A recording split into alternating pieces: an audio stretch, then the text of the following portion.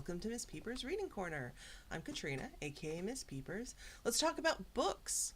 So today we're going to talk about the Forsyte Saga by John Galsworthy, which I just finished the other week. I think I mentioned that in my last video, and I am so excited to talk to you. I have a lot of thoughts, which is why I made slides. But before we get into that, a quick teaser for next week's video. So I am participating in the Amazing Readathon, which is actually the third annual Amazing Readathon. I participated last year, which was my first readathon ever, my first competitive readathon anyway. And it's hosted by Bree at Four Paws in a Book, and it starts on Sunday at the time that I'm recording this, so June 1st, 2025. My teaser here is that I have a TBR. Oh gosh. I actually have a TBR, which I'm going to try not to throw on the ground. Let's see if I can do this. 10 books that I have selected to match the 10 prompts that have been shared so far. I will talk about these in much more detail next week. And if all goes well, by the time I see you next on Thursday, I will have read at least one, possibly two of these, assuming I'm keeping up. So we'll see what happens. I do, as many of you know, have a full-time job that is not reading, and it's not BookTube, and that's makes me sad, especially on months like this. But I can't afford to take an entire month off, if only one day. I don't think my boss would go for a yearly, month-long reading sabbatical. But if any of y'all have pulled that off at your workplaces, let me know how you did it. But anyway, very excited to talk to you about that next week. But this week, we're talking about the Forsyte Saga. Now, my copy, I know, is different from the one that I have here on the slide because, there's so many editions of this book, and I could have spent more time looking for a match, but I didn't. Anyway, before we get into the actual story and what this book is about, I have a few disclaimers that I want to put forward for folks because I want to be mindful of my viewers. So first of all, this is a chonker of 3 books: The Man of Property, In Chancery, and To Let, which are the first 3 Forsyte novels. There are 9 total, so they're 3 trilogies about the Forsyte family. This one is typically called the Forsyte Saga, the first 3. And I can't talk about this as much as I want to without giving spoilers. So my first warning to y'all is this video contains spoilers. I am going to spoil these books for you. So if you don't want spoilers, or because you haven't read it yet, or if you just don't want spoilers in general, I totally understand. That's your warning for that. I am going to spoil things. And then the second part, which is incredibly important, is that there are several content warnings on here. I'm going to put these on the screen as well. This book deals with a number of really heavy topics related to domestic sexual violence, to suicide, and of course the patriarchy. And so I wanted to make sure that everybody is aware of that going in. I'm not going to discuss those topics in extreme detail. It's not going to be graphic in my description. And honestly, this book was published in the early 1900s, so it's not graphic either. But that does not matter. Everybody has different levels of comfort with discussing those topics. Totally understandable. Your mental health is more important to me than your views. Than your view on any one particular video. I'd love for you to view my videos. I have plenty of videos that are not about these topics, and I encourage you to check out one of those and then come back next week where we should be a little bit lighter, hopefully. But anyway, please look after yourself. If you need to exit the video at any point, no hard feelings. That's perfectly fine. But I will say that there is good news, which is that John Galsworthy, the author of these books, was an actual, legit, dyed-in-the-wool feminist. No joke, and not just by Edwardian standards, but by modern standards too. And I did not expect that. I did not know that was what we were going to see, and I'm going to talk more about John Galsworthy as a person and also about how his views come forward in this book. But so while these topics are in here, he handles them in an Edwardian way, but also with actual some care and responsibility, and in some cases more than even some modern authors do, which really surprised me. I'll be really honest. These are my first John Galsworthy novels. I had no idea what to expect. I picked this up. Actually, I think my sister gave me this copy, if I recall correctly. But I had seen the adaptation. I watched that many years ago. And I actually do want to watch it again. I haven't had a chance yet. But I remember enjoying the adaptation, but I didn't know anything about the books until recently. I say recently, this took me a year to read. I've realized about myself that if I'm going to read a big book, it's just going to take me a long time, and that's how it's going to be. Speaking of the size of this book, nope, it won't be visible. I'll just set it down because it's getting heavy. 903 pages. So let's jump into this book.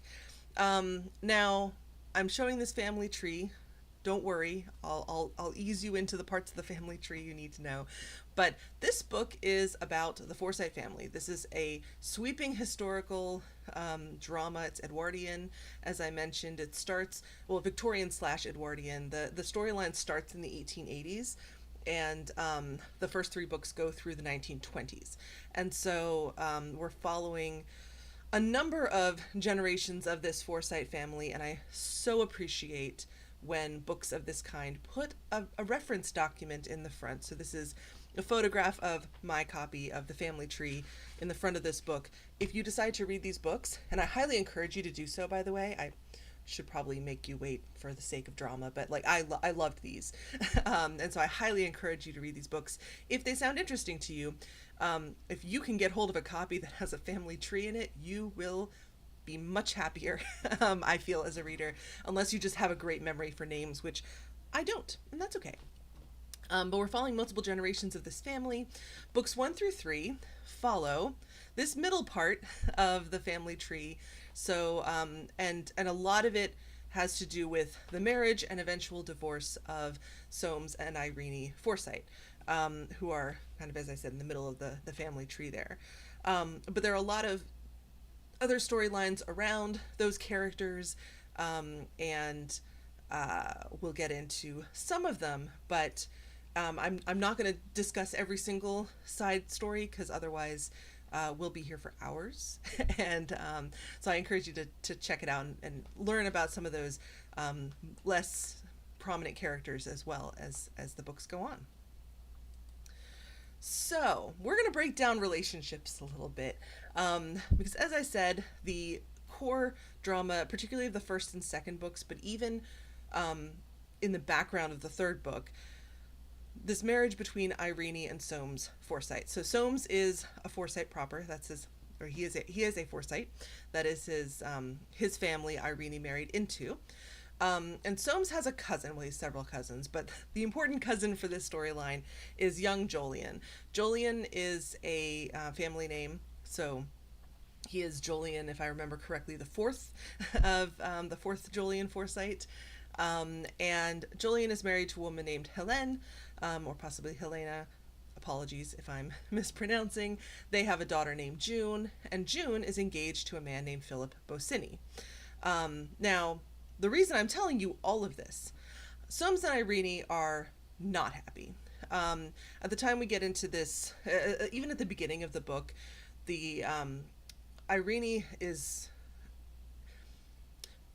Soames pursued Irene, and we learn that before this book starts, it took him a year to convince her to marry him.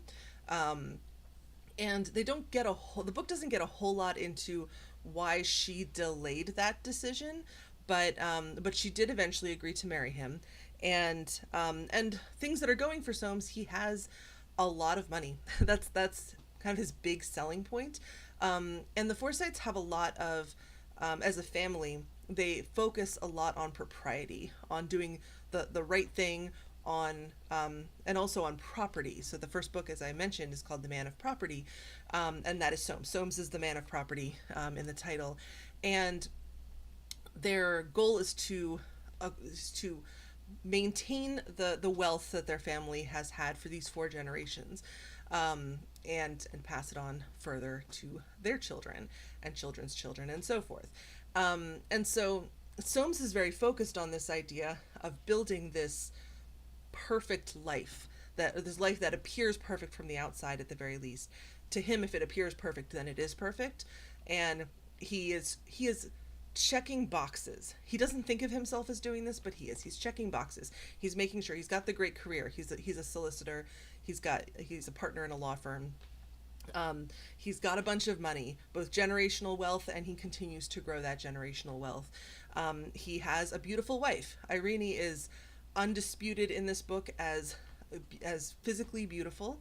And so he's excited. He's happy to have that. He's happy to have a beautiful wife.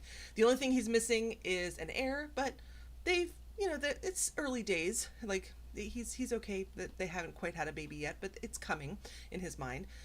So he's going down this list, and knowing that Irene is unhappy, Soames decides to build her a house, because what do you do when your marriage isn't working?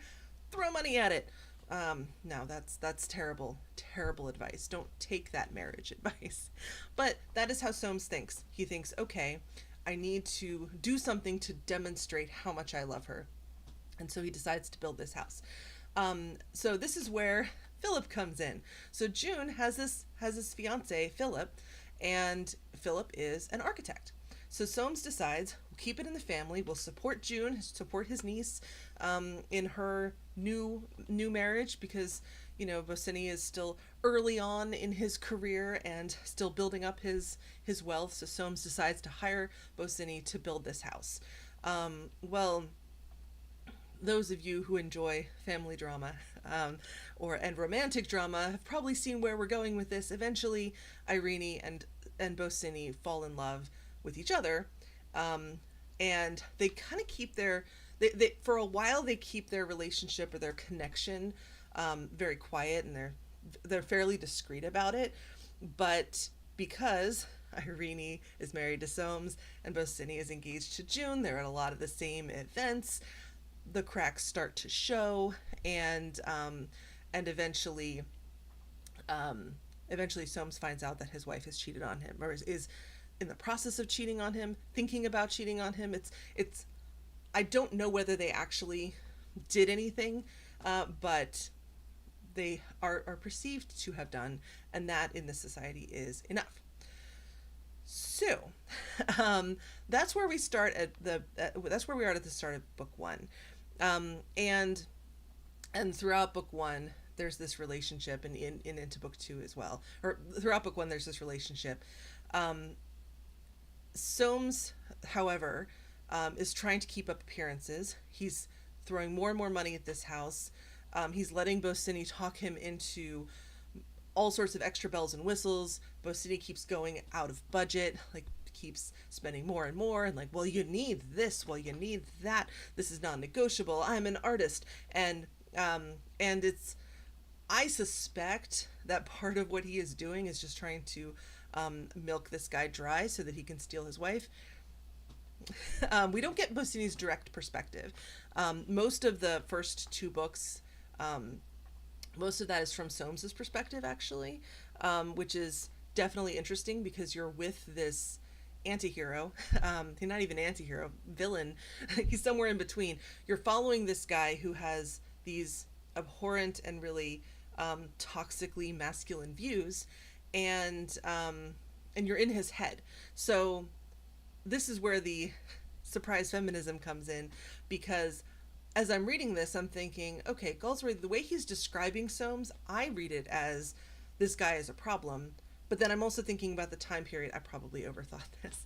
The time period, and thinking, well, maybe this is normal, And so, because it would have been fairly normal for a man to think this way, especially a wealthy man to think this way. And, how examined is this?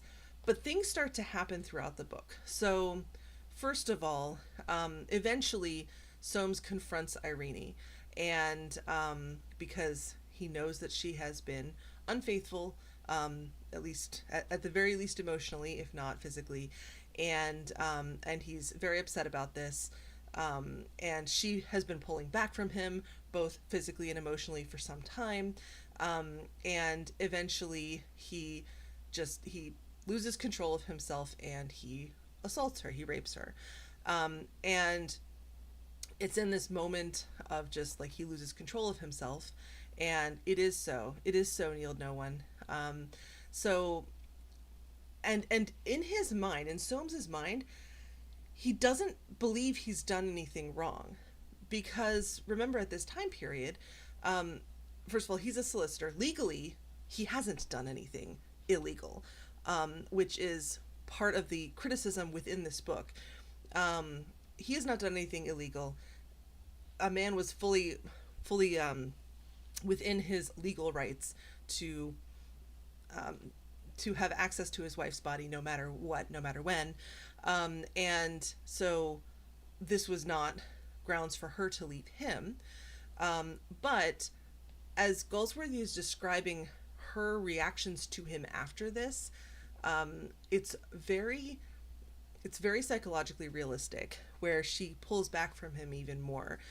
She's hesitant around him. When he makes a sudden movement, she pulls back. When he gets too close to her, she shrinks, and is clearly afraid. Even years later, as they meet again, when they've been apart for a while and they meet again, that reaction is still there, and that is so realistic, and something that surprised me that it was described so well, especially by a man in the early 1900s. The fact that he would even just be aware that this violence happens, and the effect that it has on the woman who's been attacked is quite progressive, really. And so anyway, continuing to tell the story, Bosinney eventually, like Soames cuts off the house project. Bosinney dies, and it's unclear whether he has killed himself or it's just an accident, but he gets run over by a horse and carriage. And that's where the suicide content warning comes in, because there's a lot of speculation within the Forsyte family about whether he did this to himself or it just accidentally happened. But that happens right as Irene was about to run off with him. And so at the end of the first book, Irene actually comes back to Soames because she has nowhere else to go. Enter Julian. So Julian, of course, is dealing with all sorts of stuff within his own family. June is not his only child, but of course she is wrecked. Not only because her fiance has been cheating on her with her aunt, which is definitely weird, and then so there's all this speculation. She's trying to keep her own reputation intact, and then he dies, and so and she, as far as I can tell, she did love him, so that's a loss, even though their relationship was coming apart anyway.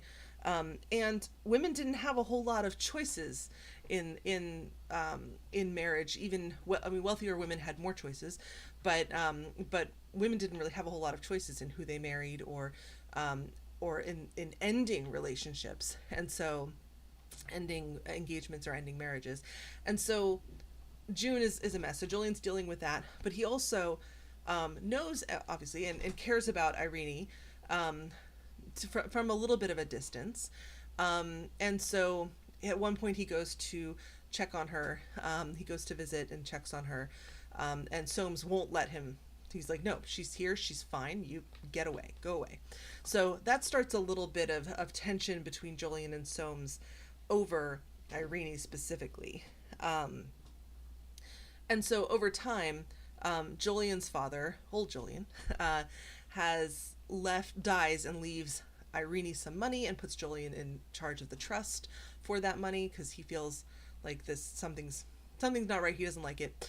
He doesn't like what happened. And there's definitely some tension between these two parts of the family, and the two parts of the family basically split. They stop interacting with each other, and there's this feud going. So that's all of this drama. But wait, there's more. Soames could divorce his wife, but he doesn't want to. It's not proper, and he still has in the back of his mind this idea that he can fix this, that he can fix this marriage, even after Irene does move out and lives on her own. 12 years she lives separately from him, and he still thinks he might be able to fix it, which is not going to happen. But even the only way that he could even have a chance of fixing it would be acknowledging his mistake, acknowledging what he did to her, that it was wrong. But this is so far from his mind because he does not understand it, which is just bonkers to me. But anyway, so in the meantime, Soames has a sister named Winifred. Winifred is married to a man named Montague Darty. Darty is not a Forsyte. Winifred is a Forsyte. And this is really important because Darty spends all of Winifred's money. He's not particularly present in their marriage, and she eventually is like, look, I this has to end. This has to end. I need out. Her brother Soames is a lawyer, as I said, so he decides to support her and represent her in divorce court. And you've got this double standard, which is it's okay for my sister to get out of a bad relationship because this guy is bad. He wastes her money. He doesn't respect my sister. But when it comes to his own marriage, he's like, I don't understand. There's nothing wrong with me. He does not understand what is wrong with him. And so he really hesitates to marry Irene, or to divorce Irene, even after he meets another woman that he feels he could marry, and who could bear him a son, because he's still very focused on this heir concept. And he makes one last ditch effort with Irene. She's not interested, but the divorce portion of this is really difficult because the laws at this time, there was no concept of no-fault divorce. And I'm going to talk about no-fault divorce a little bit later because I did some reading on that. But basically, in order for Soames and Irene to divorce legally, one of them has to be in the wrong and have like a good legal reason a good reason according to the law, to leave the other, or to separate from the other. So things that could count: cheating, like actually having an affair. If Bosini had not died and he and Irene had actually like run off together, Soames would have had legal recourse to divorce her. Again, Soames's conduct does not count legally at that time. And so there's not a whole lot that either of them can do. So finally Soames comes to the realization after several conversations, and it takes much longer than it should, that Irene is not coming back to him. It's not happening. She's not going to do it. He offers her money. He says he'll give her anything as long as she gives him an heir. And of course that means having sex with him, which she does not want to do. And regardless, she doesn't want anything to do with him at all. And so she says no, she's not coming back. So now he's trying to prove that she is in fact doing something illicit. So he's like, well, haven't you like been with anyone in the 12 years since you were last living in my house? And she's like, no, I haven't. Honestly, she had not been with anybody else. And so now they're stuck because neither of them is at fault legally. It's such a bizarre situation. They're not living together. They have for many years. So during this time, as I mentioned, young Jolyon is the trustee of Irene's trust that his father left her, the money his father left to her. So he checks in on her from time to time to see how she's doing and make sure she's got everything she needs. And she becomes friends with the family. And even with June, she and June gradually become friends. June learns more about the situation that Irene was in, still of course upset about the whole affair with her fiance, but starts to understand better where Irene is coming from. And eventually, when Irene starts to feel that Soames is putting the pressure on too much, she goes to Jolyon for help. And Soames starts to suspect that Irene and Jolien are having an affair. But so he sends private investigators after her because he wants to prove this so that he can get his divorce. They're not having an affair, but just like in the song, let's give them something to talk about, they start to realize that perhaps they could start to have a relationship, and they start to see each other differently. And Jolien is very and by the way, Jolien's widowed by now, I forgot to mention that. He's free. And so eventually they get together and they get married. So Soames is able to divorce Irene on the grounds that she is in a relationship with his cousin. Now she's free. She's like, yes, we're good. Soames remarries. He marries a woman named Annette. Soames and Annette have a daughter named Fleur. Irene and Jolien have a son named even younger Jolien, who goes by John. He is Jolien the Fifth. They keep the name, but got to shorten it so you can tell the difference between all these different Joliens. And so everything would be fine, except later on, John and Fleur meet each other randomly because the wealthy circles of London are pretty small, even when you are feuding with a big chunk of your family. And so they don't know anything about, neither of them knows anything about the other branch of the family. And it's a complete coincidence when they introduce themselves and they're like, oh, you're a Forsyte? My name is also Forsyte. Maybe we're related. They're cousins. And they figure all of that out. And both families, both sets of parents tell their kid, we don't talk to that side of the family. We don't interact with them. We're just there. It's old news. We don't want to talk about it. Just don't. Well, you know what happens when you tell a young person who is a little bit attracted to another young person that they should not get together? Yeah, they're going to get together. So Fleur and John start seeing each other kind of on the sly. They fall in love, and both sets of parents are trying to stop this without telling them what happened. Fleur, I actually really like Fleur as a character. I don't know that I'd want to be friends with her, but she's a fun character, in that when she wants something, she's inherited this from her father. When she wants something, she goes for it, and she tries to take it. And so she starts doing a little sleuthing and finds out that Soames and Irene were once engaged, and she's like, well, that was so long ago, who cares? And then John finds out, so John starts to ask around a little bit too. Like, he finds out that they were once married, and again, the same kind of thing. He's like, well, that was so long ago, because by now it's the 1920s. By now, divorce is a little more common. It's a little bit less stigmatized. There is still stigma, don't get me wrong, but it's the younger generation. These are like the flapper generation, if you will. They're a little bit more loose with things like marriage, and the concept of scandal is just different to them. And so they're like, well, okay, so you were divorced. Who cares? It was so long ago.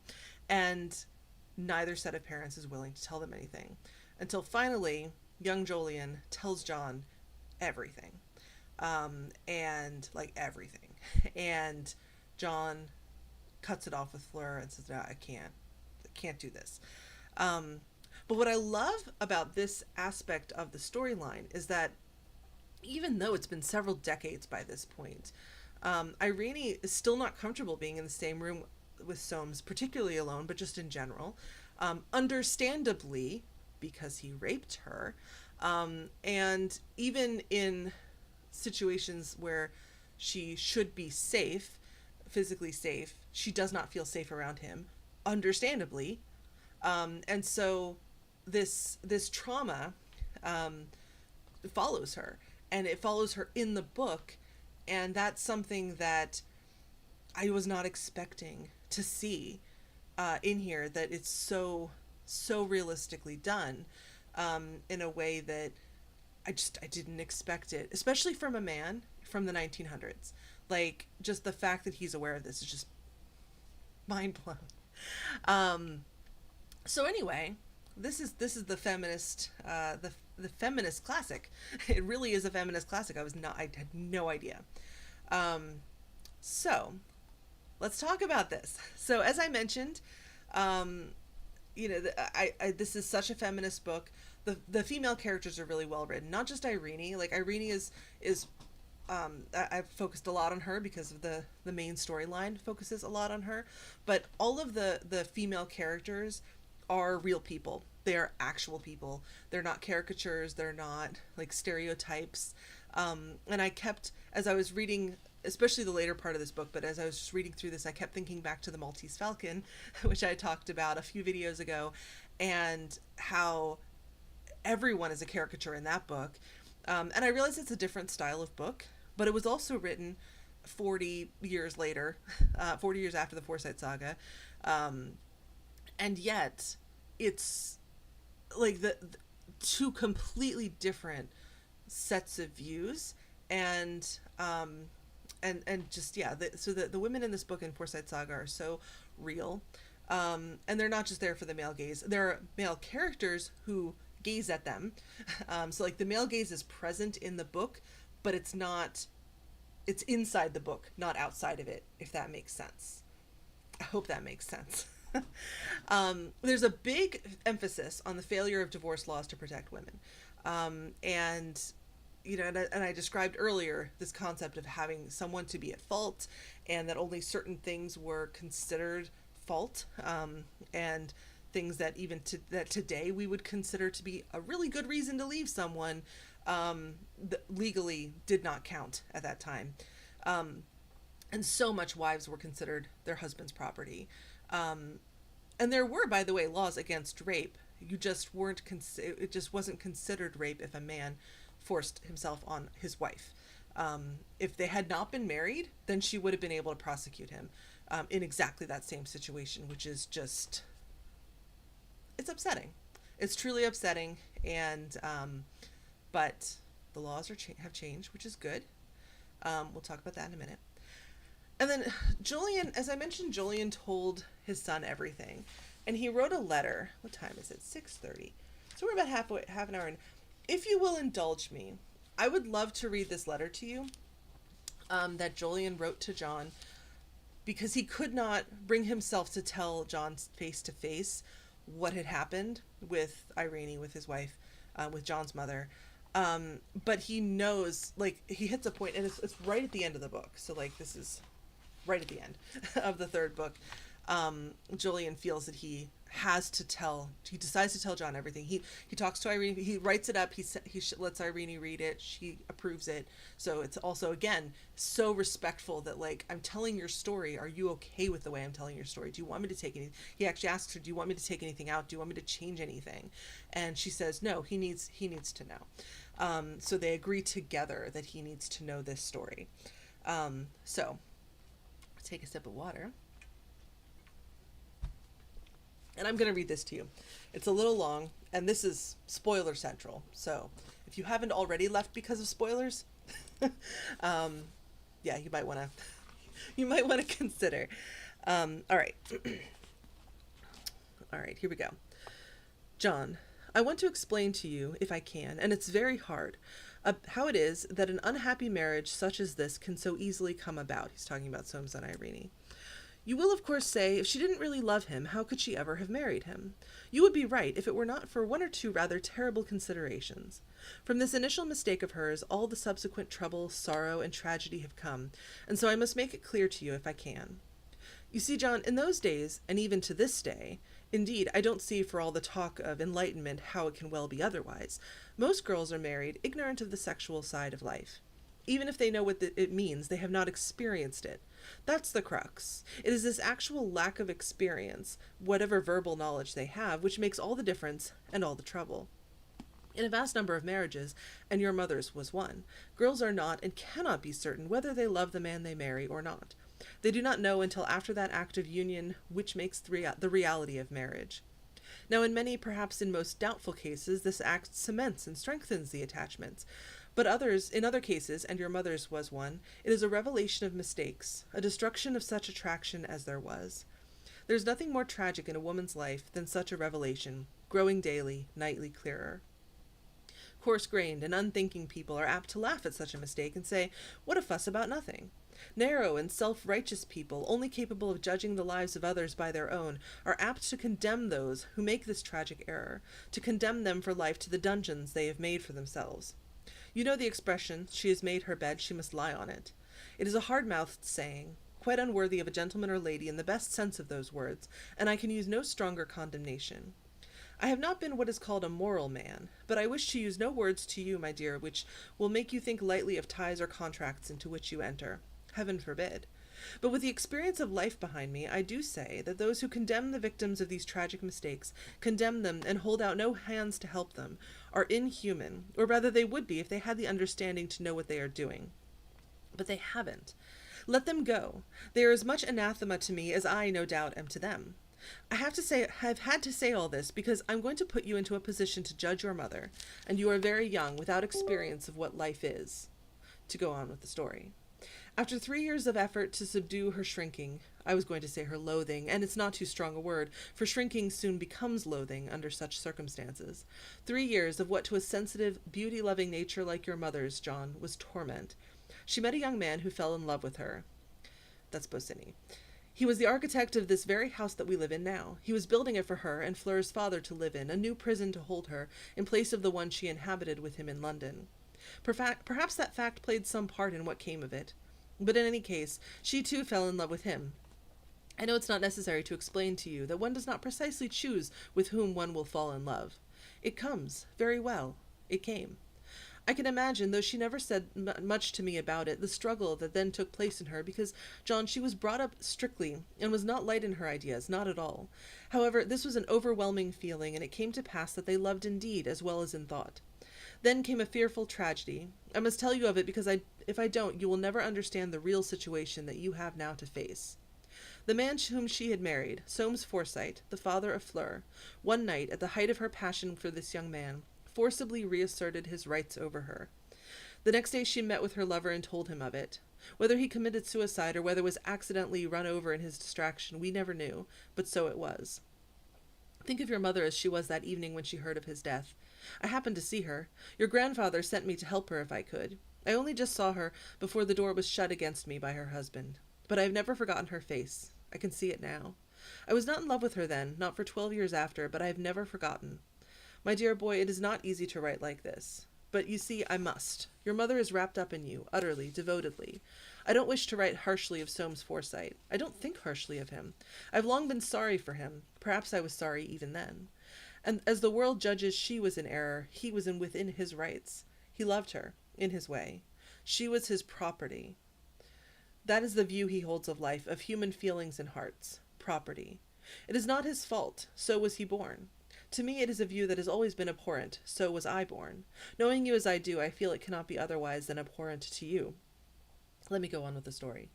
Your mother fled from his house that night. For 12 years she lived quietly alone without companionship of any sort, until in 1899 her husband, you see he was still her husband, for he did not attempt to divorce her, and she of course had no right to divorce him, became conscious, it seems, of the want of children, and commenced a long attempt to induce her to go back to him and give him a child. I was her trustee then, under your grandfather's will, and I watched this going on. While watching, I became attached to her, devotedly attached. His pressure increased till one day she came to me here and practically put herself under my protection. Her husband, who was kept informed of all her movements, attempted to force us apart by bringing a divorce suit, or possibly he really meant it. I don't know. But anyway, our names were publicly joined. That decided us, and we became united in fact. She was divorced, married me, and you were born. We have lived in perfect happiness, at least I have, and I believe your mother also. Soames, soon after the divorce, married Fleur's mother, and she was born. That is the story, John. I have told it you because, by the affection which we see you have formed for this man's daughter, you are blindly moving towards what must utterly destroy your mother's happiness, if not your own.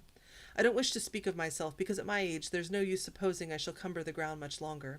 Besides, what I should suffer would be mainly on her account and on yours. But what I want you to realize is feelings of horror and aversion such as those can never be buried or forgotten. They are alive in her today. Only yesterday at Lord's we happened to see Soames Forsyte. Her face, if you had seen it, would have convinced you. The idea that you should marry his daughter is a nightmare to her, John. I have nothing to say against Fleur save that she is his daughter. But your children, if you married her, would be the grandchildren of Soames, as much as of your mother, of a man who once owned your mother as a man might own a slave. Think what that would mean. By such a marriage you enter the camp which held your mother prisoner and wherein she ate her heart out. You are just on the threshold of life. You have only known this girl 2 months, and however deeply you think you love her, I appeal to you to break it off at once. Don't give your mother this rankling pain and humiliation during the rest of her life. Young though she will always seem to be, she's 57. Except for us she has no one in the world. She will soon have only you. Pluck up your spirit, John, and break away. Don't put this cloud and barrier between you. Don't break her heart. Bless you, my dear boy, and again forgive me for all the pain this letter must bring you. We tried to spare it you, but Spain, it seems, was no good. Ever your devoted father, Julian Forsyte. So that, for me, clinched it. That those are not just Julian's opinions, they are also John Galsworthy's. And I had to, at that point, after I read that, I had to know who this man is. Who is John Galsworthy, or who was he, rather? Because he is, of course, no longer with us. So I did some reading on him. I looked him up. So he was wealthy. He was born into a wealthy family. His family inspired the Forsytes, and presumably his family tree was just as complicated, if not more so. And while I always thought, I thought it was odd when I learned that he actually dedicated this book to his wife.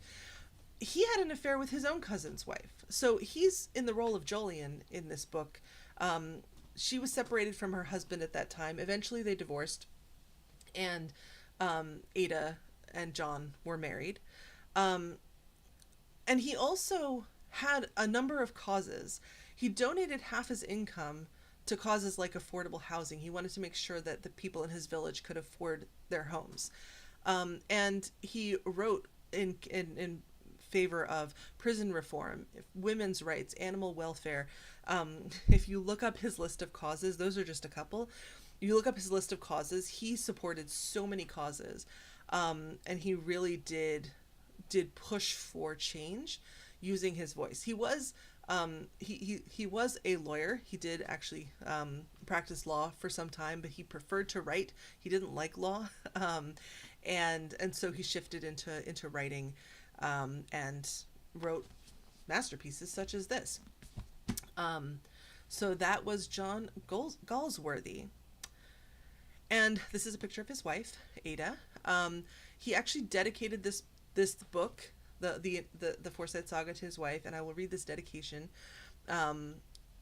It's not actually in the book, but he wrote it to her in a letter. And he says, "To my wife, I dedicate the Forsyte Saga in its entirety, believing it to be, of all my works, the least unworthy of one without whose encouragement, sympathy, and criticism I could never have become even such a writer as I am." Which is so sweet. So yeah, that is the Galsworthys. So this book, 100 years old, and some change, depending on which of the books in here you read, 100 plus years old, and yet it still feels incredibly relevant. And perhaps I don't have to spell this out for all of you. I hope not. But I did a little bit of digging, because of course one of the big messages of this book is that the divorce laws are jacked up. Marriage and divorce laws were a complete mess. They were broken. And so I was like, all right, when did we get no-fault divorce? So turns out, which is just ridiculous to me, in the United States, so the way, if you're not from the U.S., or if you don't remember your civics lessons, in the United States, a lot of federal laws start at the state level, where one state, often California, when they tend to be one of the leaders, but one state will pass the law, and then a few more will, and then some more will, and then when there's either a majority of states or all of the states pass a particular law, the federal government passes it as well. And so it was first legalized in the U.S. in California in 1969, no-fault divorce. Until then, and even after then in places other than California. It took some time. I didn't write down the year that it was finalized everywhere. I think it was the 90s. But anyway, the until that time and beyond that in other states, you needed to prove that someone was at fault.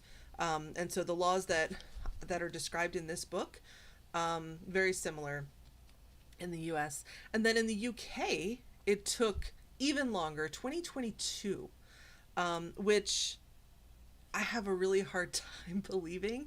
I checked a couple of sources because I was like, no, this can't be right. There were some failed attempts, and if any of my UK viewers know more about this than I do, please let me know. But yeah, despite this book being written over 100 years ago, and these descriptions, and there are other books that have described this from that time period as well, but it took that long to create no fault divorce. So you couldn't just split up because of quote unquote irreconcilable differences. It's kind of the colloquial term. The legal term is no fault. It's just kind of amazing to me that it took that long. And then the same thing with marital rape. So if a spouse rapes their spouse, it wasn't until 1975 that the U.S. first criminalized that act. And that happened in South Dakota. South Dakota led the charge on that one. It took until 1993 for it to be outlawed nationwide. So again, that nationwide law is younger than I am. And that is bone chilling, like seriously. And then in the UK, it was first criminalized in 1991. Like this bonkers. And just completely shocking. Like I think many of us living in this modern world, especially those of us who live in Western countries, or countries that tend to have more progressive laws in general, and more protective laws in general for marginalized communities. And I know that's not the entire world. I'm totally aware of that. I think a lot of us tend to think of like, oh, well, we've been like this for a while, land of the free and that kind of thing. And it's simply not true. And when you start to look into some of these things, it's kind of shocking how recently some of these laws have passed. And so, yeah. And in the United States, at the very least, there are still discussions about this. There are some states that right now in the United States are right now trying to repeal no-fault divorce. They're trying to get rid of it so that you have to create like that. That is incredibly upsetting. Fortunately, the state I live in, Virginia, is not one of those, at least at the moment. Let's hope it stays that way. But it's kind of amazing to me that there are states here now in 2025, there are areas in the United States that people are trying to make it harder to end a marriage. And to me, it's that slippery slope that like define fault. In the early 1900s and the late 1800s and before that, violence in a marriage was not considered fault. And I'm incredibly concerned. I think we should all be incredibly concerned that when those conversations start about what is an acceptable reason, and put that in air quotes, to end a marriage, like where do you draw that line? And do other people draw the line in the same place you do? And it gets even more complicated, of course, when there are children involved, when there is property involved, houses or other property, money, all of these things, when you're talking about alimony, when you're talking about child support.